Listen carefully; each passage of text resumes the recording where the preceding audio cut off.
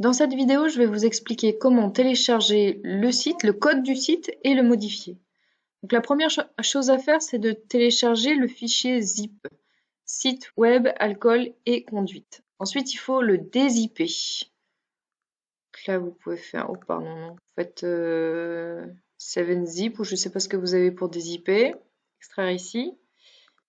Donc vous devriez avoir ce dossier-là dans lequel vous avez le dossier CSS, ça va être pour tout ce qui est mise en forme du site. Le fichier image contient toutes les images du site.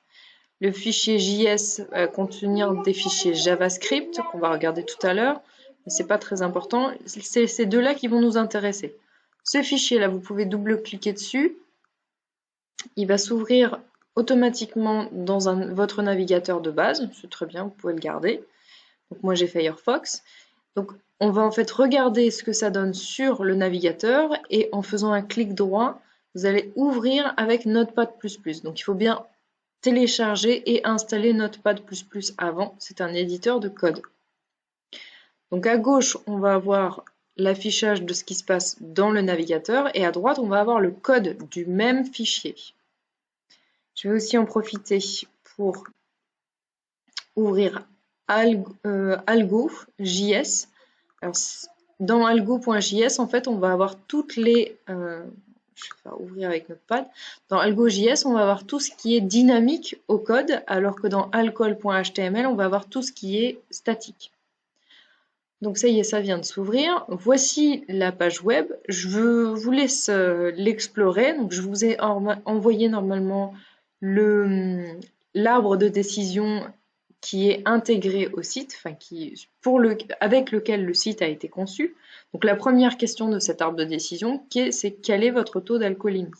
Si je mets 0, par exemple, ça me met un résultat, aucune sanction. Ici, vous avez donc le code de tout ce qui est statique. Par exemple, là, vous voyez sanction et alcoolémie. C'est quelque chose qui ne bouge pas. Donc je vais le retrouver dans alcool.html. Et ici, vous voyez qu'il est là, à sanction et alcoolémie. Si je change ici, je mets coucou, c'est Isa, que je sauvegarde. Alors, pour sauvegarder, vous pouvez faire CTRL-S ou sinon appuyer sur enregistrer, la petite disquette. Et ensuite, que vous revenez ici et que vous rechargez, vous actualisez la page, hop, vous voyez que le code a changé avec ce que vous avez mis là. Alors, pour vous expliquer, tout ce qui est en noir, c'est le texte. Donc, c'est des choses que vous pouvez changer. Tout ce qui est en vert, ça va être des informations, ça va être des commentaires pour faciliter la compréhension du code. On va aussi retrouver la même chose ici. Tout ce qui est en vert dans algo.js, ça va être des informations pour vous aider à comprendre le code.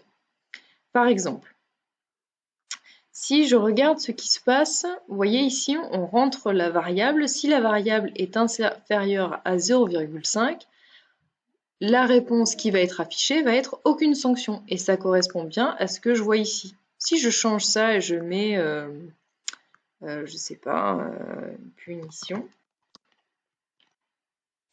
j'enregistre, j'ai fait CTRL-S, je vais vérifier ici que ça marche bien. Si je fais valider, effectivement, je vois bien ce qui a été affiché. Alors, je vais vous laisser explorer un petit peu le code. Donc, il y a des variables, des fonctions, etc.